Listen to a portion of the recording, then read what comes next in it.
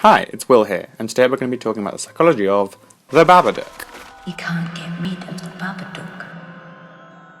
It's my favourite horror movies. First things first, big old spoiler alert, as despite the film being out for ages, I'm going to delve deep into the story from the beginning, so if you don't want Babadook spoilers, brace yourself, or go away and watch the movie and come back, because it really is very good. It's got loads of layers and hidden meanings, and the acting of Essie Davis is just badass. The Babadook is about a young widowed mother and her ever so annoying son, and how they are tormented by the Babadook, a creature akin to the boogeyman, only seen at first by her son and coming originally from a delightfully creepy children's book.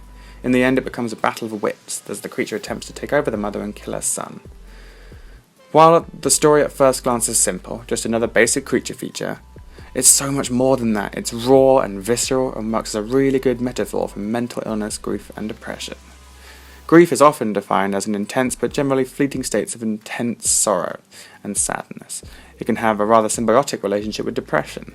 Interesting and somewhat obvious, yes, but this can actually be quite dangerous. This is because on average, while grief is powerful, it isn't as pervasive as depression. This is because depression, especially chronic depression, can be extremely long-lasting and dangerous.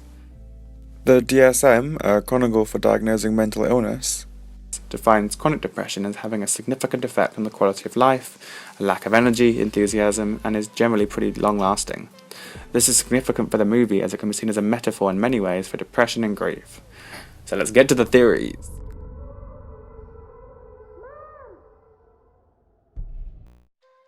Okay, theory 1. Samuel is the harbinger of doom.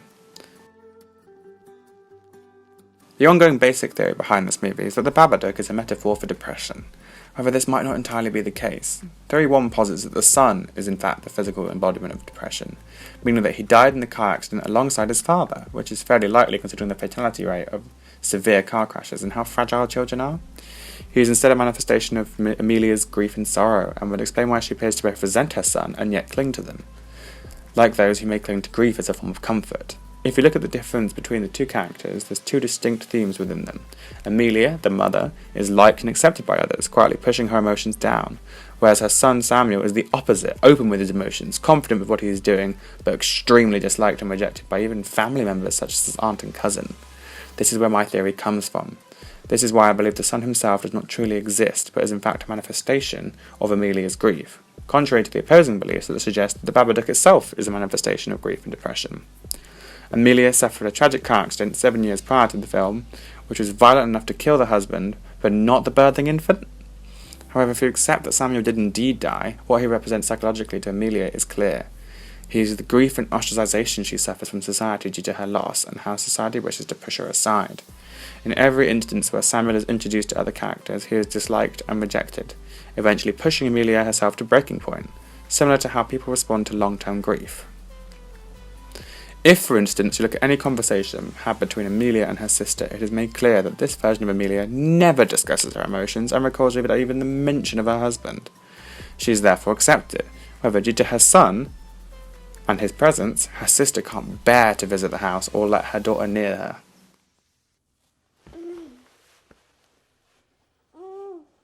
Don't do that. Okay, theory 2. The Babadook, hero and gay icon.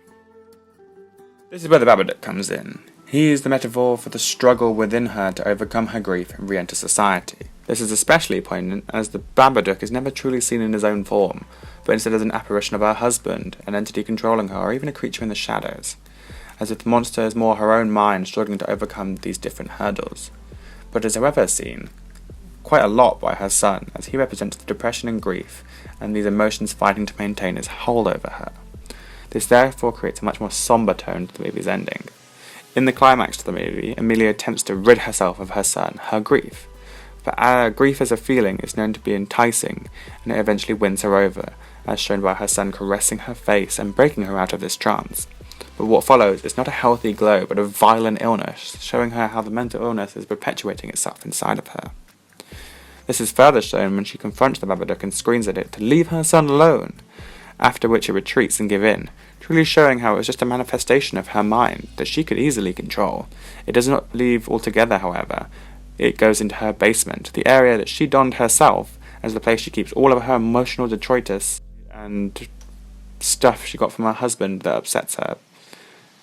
By doing this, she has once again given in to her grief, this time fully, an idea clearly expressed by the ending, in which the social services recoil at the mention of her husband's death, and the lack of anyone present at Samuel's birthday.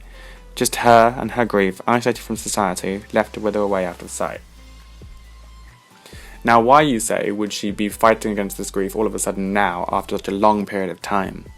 Well, throughout the movie, it is kind of hinted at that she is about to begin a romantic relationship with a co-worker. So this would have spurred her mind on to make changes in her life and her mental state to try and improve. However, this fails, and this is why there's no more added on to this relationship between the two, and it is left as a dead end. Isn't it time you moved on? I have moved on. This is why The Babadook is so good! It's a great representation of how film can be used to display complex themes and emotions, and demonstrate what a great platform horror can be for addressing complex or difficult issues, rather than being shunned like it always is, especially at the Oscars. Hereditary was robbed! I mean, the beauty and meaning behind this movie manages to present itself through such simple means, it's astounding. The way a simple rose shown at the end of the movie can spark serious debates about mental health is filmmaking at its finest. I mean, for example, the symbolism behind the black, decaying rose Amelia is sat caring for at the end of the movie can mean so many things. It can be an example of how she hasn't addressed her grief and depression and is still nurturing this damaged rose despite it being near breaking point. Or, as suggested by an anonymous Reddit user, it could be a demonstration of her actually coming to terms with her grief and nursing herself back to health. Or, it could just be a rose. It's up for debate. And that's half the fun, so please, if you have any alternate theories, please let me know down in the comments. I love this movie and I want to talk about it. If you're interested, Whale Carey wrote an interesting alternative theory. Their review of The Babadook delves a little deeper into what I mentioned earlier about how The Babadook itself could be seen as a metaphor for depression. But once again, as Carey also says, it's totally up for debate.